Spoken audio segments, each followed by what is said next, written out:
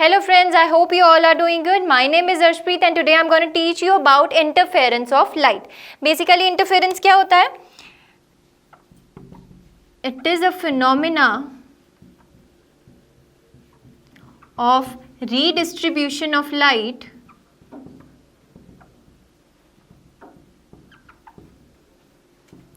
energy when two or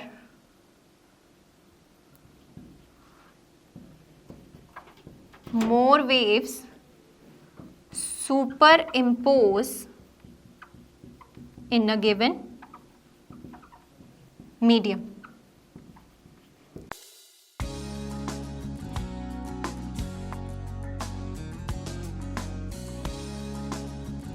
तो basically interference क्या होता है? It is a phenomena of redistribution of light energy. ध्यान दीजिएगा, लाइट एनर्जी रीडिस्ट्रीब्यूट हो रही है. ऐसा नहीं मैं बोल रही कि लाइट एनर्जी जो है वो लॉस्ट हो जाएगी या फिर बहुत ज़्यादा गेन हो जाएगी. It is only redistributing. So ऐसा फिनोमिना जिसमें लाइट की एनर्जी रीडिस्ट्रीब्यूट हो जाए जब दो या दो से ज़्यादा वेव्स क्या हो, सुपर इम्पोज हो. आई थिंक अब आपको समझ आया होगा मेरी लास्ट वीडियो का मतलब, जिसमें मैंने आपको पढ़ाया था अबाउट सुपरपोजिशन. देखिए यहाँ पर इंटरफेरेंस में सारा कंसेप्ट ही किसका है? सुपरपोजिशन का. तभी हमने पढ़ा था इन लास्ट वीडियो सुपरपोजिशन. ठीक है, तो जब भी हमारे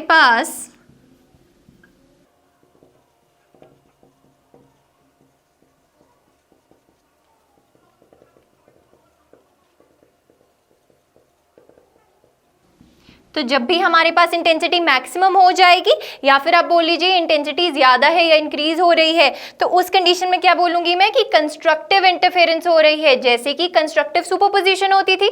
सो due to constructive superposition constructive interference occurs. And similarly destructive superposition क्या होगी, या बोल लीजिए डिस्ट्रक्टिव इंटरफेरेंस क्या होगी, जब हमारे पास इंटेंसिटी के मिनिमा पॉइंट्स मिलेंगे. In that condition we will refer as destructive interference has occurred. अब ये जो दो waves हैं जिनका सुपरपोजिशन हो रहा है, ये किस में से आनी चाहिए हमारे पास? Very important point, coherent sources में से आनी चाहिए. The source for interference is coherent sources. Coherent sources क्या होते थे? मैंने आपको लास्ट वीडियो में पढ़ाया था, जिनका सेम वेवलेंथ होता है, same wavelength, same frequency, and they have constant or no phase difference. Right.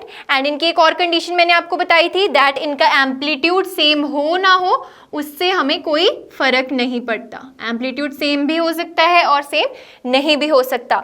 तो ऐसे सोर्सेज जब सुपर इम्पोज करते हैं और रीडिस्ट्रीब्यूशन होती है लाइट एनर्जी की, तो हमें एक फिनोमिना मिलता है जिसको हम बोलते हैं interference of light.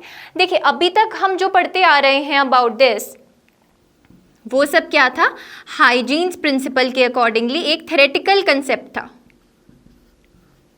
Hygienes principal मैंने आपको पढ़ाया था दैट लाइट वेव्स बेसिकली कैसे ट्रेवल होती हैं? In the form of wave fronts. Right. So this all was a theoretical concept. जो अभी तक हमने पढ़ा वो सब क्या था? Theoretical concept. बट जो हाइजीन का एक स्टूडेंट था जिसका नाम था यंग्स, उसने इन सारे फिनोमिनास को प्रूव किया. जो हमने लास्ट वीडियो में कंडीशंस निकाली थी कंस्ट्रक्टिव एंड डिस्ट्रक्टिव सुपरपोजिशन की, कि जब कंस्ट्रक्टिव सुपरपोजिशन होगा तो इंटेंसिटी मैक्सिमम मिलेगी. उसके केस में फाई क्या था हमारे पास? फेज डिफरेंस 0, 2 पाई, 4 पाई, मतलब इवन मल्टीपल्स ऑफ पाई आ रहे थे.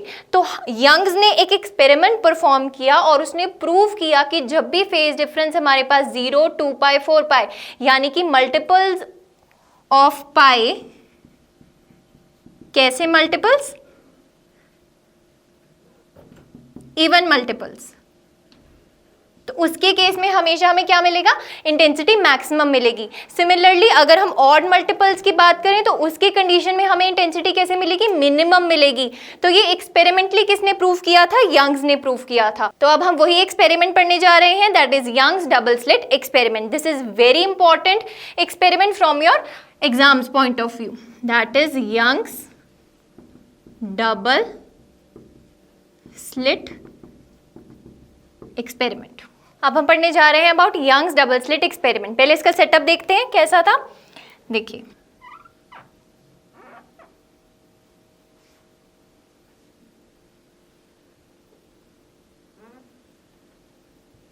यहां पर कोई सोर्स था लाइट का हमारे पास, एंड यहां पर एक स्लिट थी, राइट। यहां से लाइट पास हो रही थी एंड ये जा रही थी इन दो स्लिट्स में। यहां पर हमने कौन सा मेथड यूज किया है, स्प्लिटिंग ऑफ लाइट वाला मेथड यूज किया है to form two coherent sources, because coherent sources will result in the interference. तो यहां पर हमने दो सोर्सेज लिए S1 एंड S2। इनके एग्जैक्टली सामने हमने एक स्क्रीन प्लेस करी जहां पर हम पैटर्न ऑब्जर्व करने वाले हैं, एंड उस पैटर्न को हम क्या बोलते हैं, फ्रिंजेस बोलते हैं। आज आपको इनके बारे में पता चलेगा। देखिए, लेट अस कंसिडर कि हमने इन दोनों सोर्सेज के मिड पॉइंट से एक लाइन ज्वाइन करी है, and this point on the screen is called C, which is the centre, right. And the distance between the slits and the screen is capital D, and the distance between the two slits is small d. Condition रहती है हमारे पास that D should be very very small than capital D. मतलब जो ये distance है, या आप बोल लीजिए कि जो slits opening distance है, ये वाला डिस्टेंस भी एंड ये वाला डिस्टेंस भी, ये बहुत ही छोटा है as comparative to the distance between the slits and the screen. And the second condition is light should be monochromatic light.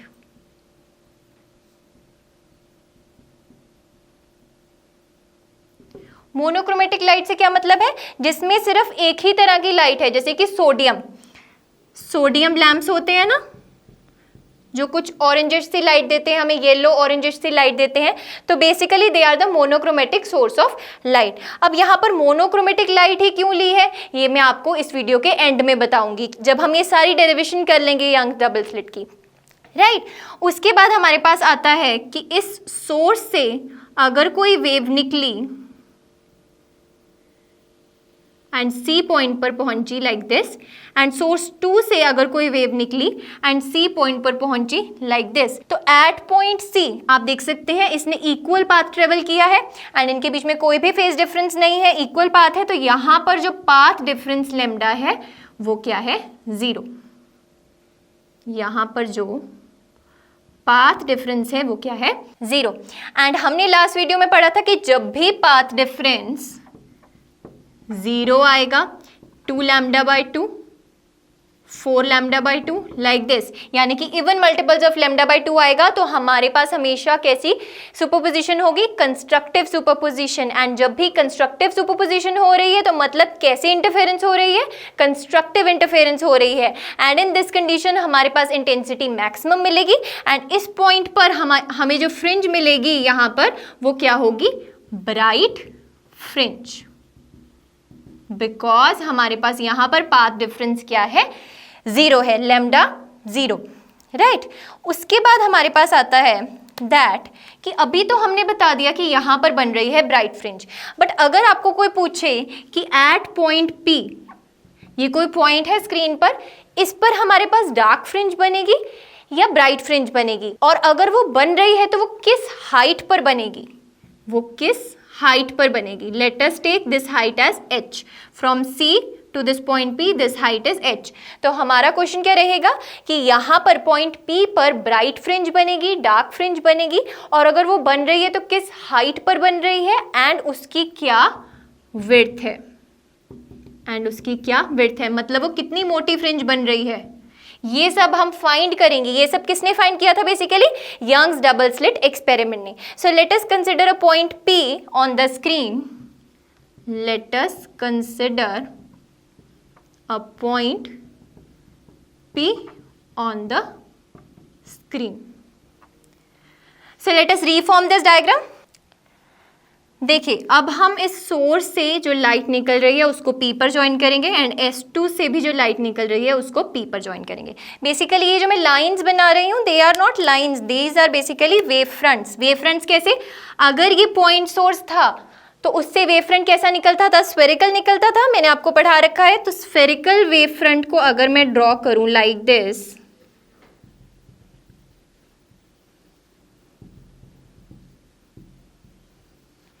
जो सॉलिड लाइन है वो बता रही है हमें क्रेस्ट को एंड जो डॉटेड है it is representing trough. Similarly ऐसे मूव करते करते यहां पर जब आएंगे तो इस स्लिट से भी हमारे पास कौन से वेव फ्रंट निकलेंगे? सेकेंडरी वेव फ्रंट निकलेंगे, राइट. तो यहां पर भी हमारे पास क्या बन जाएंगे? Spherical wave fronts like this. Source 2 से भी बन जाएंगे लाइक दिस. अगर मैं इसको मैक्सिमाइज करके बनाऊं आपके लिए, तो अगर ये सोर्स 1 का क्रेस्ट है एंड अगर सोर्स 2 का क्रेस्ट इसके ऊपर लाई कर रहा है लाइक दिस, तो इनके इंटरसेक्शन पे आप देख सकते हैं crest is falling on crest and जब भी क्रेस्ट फॉल करता है क्रेस्ट पे तो हमें कैसे इंटरफेरेंस मिलेगी? Constructive interference. And we will get a bright spot on the screen, या फिर आप बोल सकते हैं ब्राइट फ्रिंज मिलेगी आपको. बट अगर हमारे पास केस हो जाए कि S1 का क्रेस्ट फॉल कर रहा है S2 के ट्रफ पे, तो यहां पर आप देख सकते हैं when crest is falling on trough, तो उसके केस में हमें क्या मिलेगी? Destructive interference. मतलब आपको स्क्रीन पे क्या दिखेगा? यहाँ पर कोई भी फ्रिंज प्रेजेंट नहीं है, अंधेरा दिखेगा. तो जब आप स्क्रीन पर ऑब्जर्व करेंगे तो आपको alternate bright and dark fringes दिखेंगी. सेंट्रल क्या होती है? ब्राइट, उसके बाद आपको डार्क दिखेगी, फिर आपको यहाँ पर फिर से ब्राइट दिखेगी, फिर डार्क, फिर से ब्राइट लाइक दिस. तो आप ये पैटर्न ऑब्जर्व करेंगे on screen and this pattern is known as interference patterns. And ये पैटर्न्स में जो बना रखा है मैंने, these are known as fringes. So moving back to point P, अगर मेरे पास ये total distance between the slits D था तो C तक का डिस्टेंस D/2 एंड ये भी डिस्टेंस D/2 हो जाएगा लाइक दिस. अब देखिए हम ड्रॉ करेंगे एक perpendicular from S1 to this screen and a perpendicular from S2 to this screen and these are named as L and N. ये 90 डिग्री है, ये भी 90 डिग्री है. तो हमारे पास total distance from P to N क्या हो जाएगा? बेसिकली जो ये CN डिस्टेंस था दिस इज D/2, तो हमारे पास PN का डिस्टेंस हो जाएगा H plus D/2. And what about the distance of PC? PC तक का डिस्टेंस कितना हो जाएगा हमारे पास? That is PN minus CN, यानी कि H माइनस D/2. अब देखिए जब दो रेज निकली, एक सोर्स 1 से निकली एंड एक सोर्स 2 से निकली और स्क्रीन पर जाकर यहां पर इंटरसेक्ट हुई एट पॉइंट P, तो आप देख सकते हैं जो सोर्स 1 से रे निकल रही है वो कंपैरेटिवली स्मॉलर डिस्टेंस ट्रेवल कर रही है as comparative to the source 2. तो हमें क्या निकालना है? पाथ डिफरेंस, कि कितना पाथ डिफरेंस होगा इन दो वेव्स में. So path difference will be S2P minus S1P. Let us take it as x. अब हम फाइंड करने वाले हैं एक एक्सप्रेशन दैट इज S2P का स्क्वायर माइनस ऑफ S1P का स्क्वायर. ये कैसे फाइंड कर सकते हैं हम? देखिए basically this is the point S2 and this is the point S1. अगर मुझे फाइंड करना है S2P का स्क्वायर, आप देख सकते हैं ये ट्राइंगल, ये S2 था, ये P पॉइंट था and this is N point. ये डिस्टेंस क्या है हमारे पास? D. This distance is capital D which is the distance between the slits and the screen. S2P हमें यहाँ पर लिखना है एंड PN की वैल्यू क्या है हमारे पास? H plus D/2. तो मैं इसको इस तरीके से लिख सकती हूँ using Pythagoras theorem.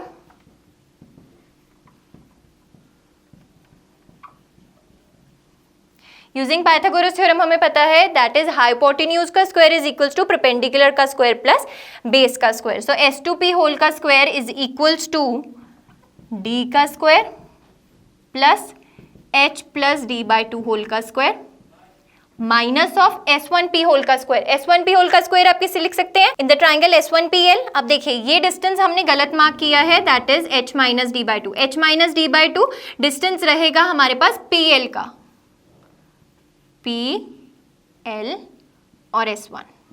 This is 90 degree. P से लेके C पॉइंट तक का डिस्टेंस था हमारे पास H है from point P two point C and from point L two point C हमारे पास डिस्टेंस है D/2। तो हमारे पास P से L का डिस्टेंस क्या आ गया? H minus D/2। This is the distance.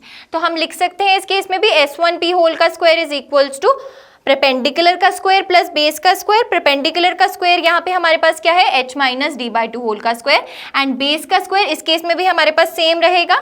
इसकी लेंथ क्या है हमारे पास? D, that is the distance between the slits and the screen. तो इसको हम लिख देंगे D square plus H minus D/2 whole का स्क्वायर।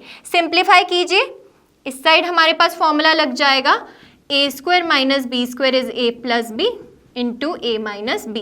So S2P whole का स्क्वायर माइनस S1P whole का square is equals to S2P plus S1P into S2P minus S1P। And इसको जब आप सॉल्व करेंगे तो आपके पास आंसर आ जाएगा 2H स्मॉल d। अब देखिए, अब हम यहाँ पर ये एजम्पशन को यूज करेंगे जो हमने कंडीशन स्टार्टिंग में ली थी, that D is very very smaller than capital D। इसका मतलब क्या है कि जो ये स्क्रीन है ये बहुत दूर प्लेस की गई है। तो जिस कंडीशन में ये स्क्रीन बहुत दूर प्लेस की गई है तो उस वे में हमारे पास क्या आ जाएगा?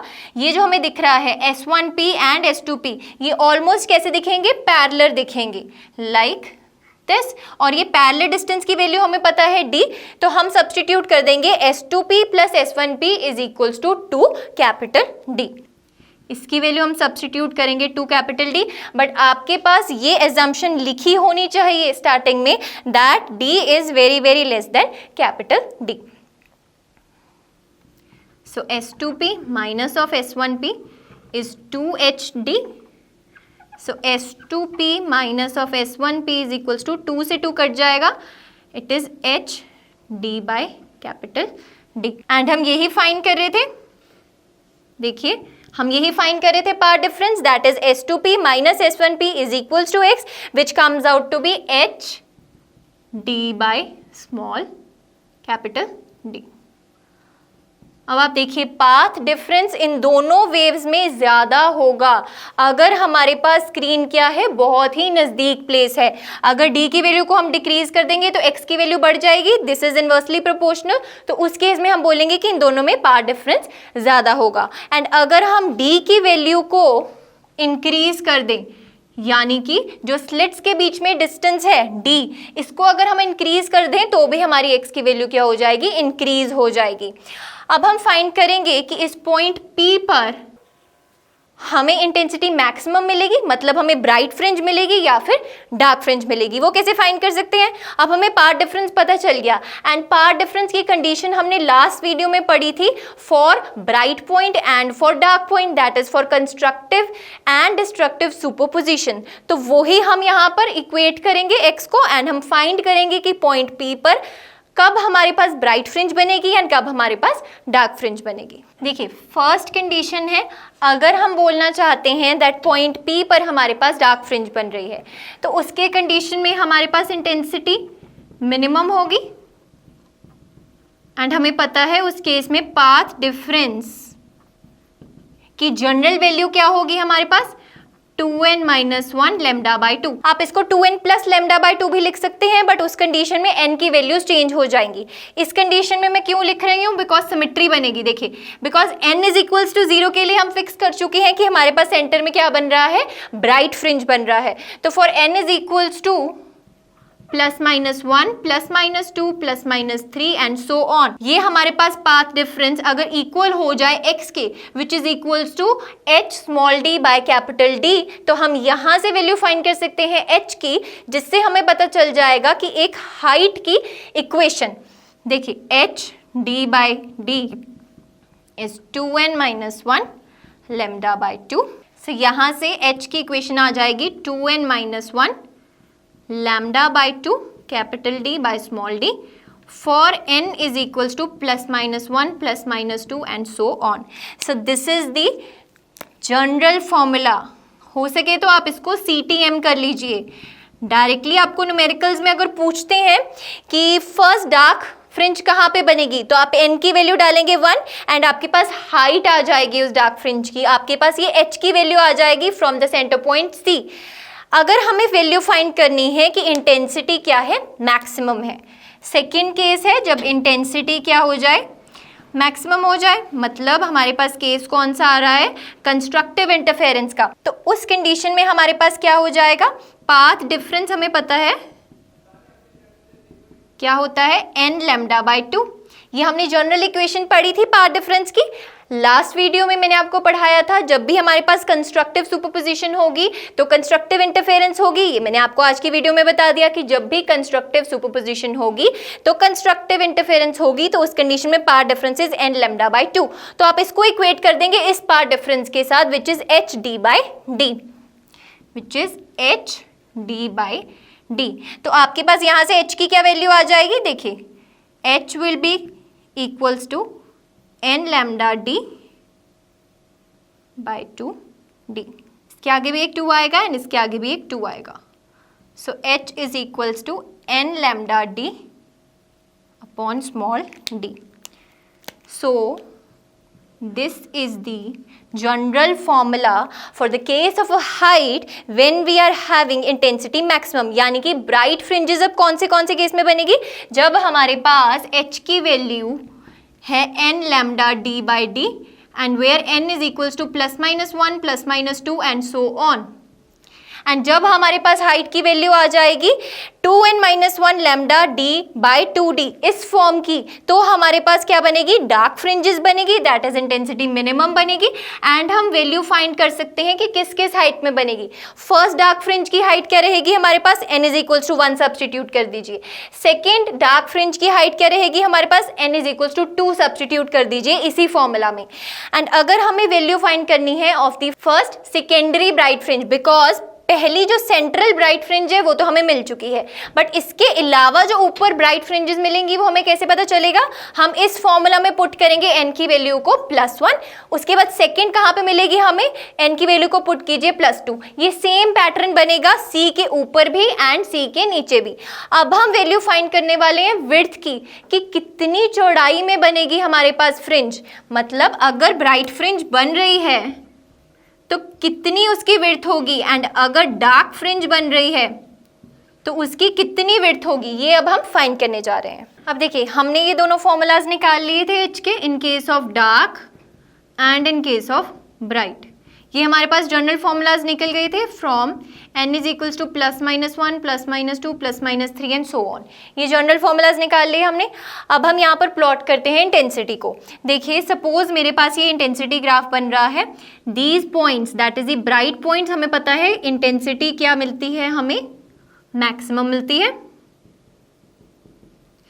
एंड इसके लिए हमारे पास फाई की कंडीशंस क्या होता है कि इवन मल्टीपल्स ऑफ पाई होने चाहिए, एंड पाथ डिफरेंस क्या रहता है, even multiples of lambda by 2 होने चाहिए, right, for the bright points. And अगर सिमिलरली हम बात करें डार्क पॉइंट्स की, या फिर आप बात करें डार्क फ्रिंजेस की, तो उसके केस में जो फेज डिफरेंस है that should be odd multiple of pi, and जो पाथ डिफरेंस है that should be odd multiple of lambda by 2। अब हम बात करने जा रहे हैं फ्रिंज विड्थ की। फ्रिंज विड्थ, इसका सिंबल कई बुक्स में W से लिखते हैं और कई बुक्स में लिखते हैं बीटा से। Basically beta is known as the fringe width.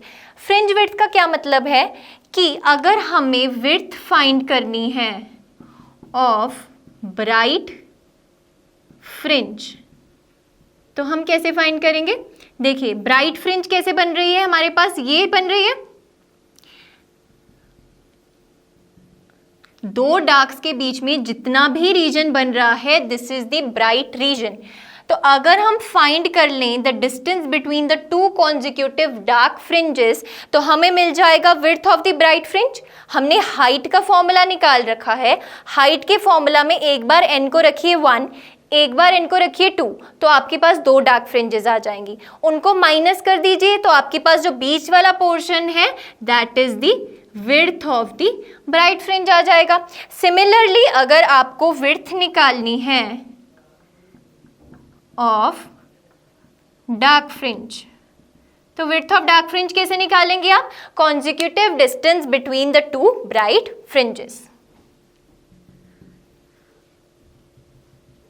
मतलब this will be the width of the dark fringe. अब इसका फॉर्मूला क्या रहेगा हमारे पास? देखिए सबसे पहले हम निकालते हैं width of the bright fringe. Width of bright fringe मतलब हमें दो डार्क फ्रिंजेस के बीच का डिस्टेंस निकालना है। डार्क फ्रिंजेस के लिए जनरल फॉर्मूला हमने हाइट का निकाल लिया, ये इसमें सब्स्टिट्यूट कीजिए n इज इक्वल्स टू 1, या आप लिख लीजिए अगर जनरल फॉर्मूला में निकालना है, एक बार हम n को रखेंगे n एंड दूसरी बार हम n को रखेंगे n माइनस 1, तो आपके पास आ जाएगा 2n minus 1 lambda d by 2d minus of 2 of n minus 1 lambda d by 2d। तो जब आप इसको सॉल्व करेंगे तो आपके पास बीटा यानी कि width of the bright fringe की वैल्यू आ जाएगी lambda d by small d। Simple calculation है, सॉल्व कीजिए, आपके पास वैल्यू आ जाएगी lambda capital D by small d। Capital D क्या था? Distance between the slits and the screen, and small d was the distance between the two slits. Similarly अगर हमें find करनी है width of dark fringe, same ऐसे ही करेंगे हम, but यहां पर हमें डिस्टेंस किसके बीच में लेना पड़ेगा? Between the two bright fringes, तभी हमें डार्क फ्रिंज की विड्थ पता चलेगी। एंड ब्राइट फ्रिंज के लिए h का फॉर्मूला है ये, एक बार n को n ही रखेंगे minus of n minus 1 lambda capital D by small d। So ये आ जाएगा n lambda d by small d minus of n minus 1 lambda d by small d। इसको जब आप सॉल्व करेंगे तो आपके पास सेम वैल्यू आएगी, that is lambda capital D by small d। यहां से हमें क्या पता चला? That width of bright fringe is equals to width of dark fringe. This is very important point. अब वो बात आएगी जो मैंने आपको बोला था कि हमने मोनोक्रोमेटिक लाइट ही क्यों यूज की है, बिकॉज मोनोक्रोमेटिक लाइट में हमारे पास width of bright and dark fringe same आती है and they are equally spaced. मतलब अगर यहाँ पे ब्राइट है तो इतने डिस्टेंस में डार्क होगी, फिर ब्राइट फिर डार्क लाइक दिस। बट अगर हम लाइट कंसिडर करें जैसे कि white light which is itself a combination of 7 light, तो उसके केस में ये इक्वल डिस्टेंस पे नहीं बनेगी, पहली बात। दूसरी बात आप देख सकते हैं जो बीटा यानी कि फ्रिंज विड्थ है वो डिपेंड कर रही है लैम्डा पे, and white light consist of 7 colours which has different values of lambda, तो हर एक के लिए विड्थ क्या होगी? डिफरेंट होगी। इसके लिए विड्थ क्या होगी? डिफरेंट होगी। सो जो हमें पैटर्न दिखाई देगा वो क्लियर पैटर्न नहीं दिखाई देगा, वो ओवरलैपिंग पैटर्न दिखाई देगा। मे बी ऐसा हो कि रेड लाइट की फ्रिंज बन रही है, इसके ऊपर ही ओवरलैप कर जाए ब्लू लाइट, इसके ऊपर ही ओवरलैप कर जाए ग्रीन लाइट की। So this is very difficult to observe and hence we take monochromatic light source.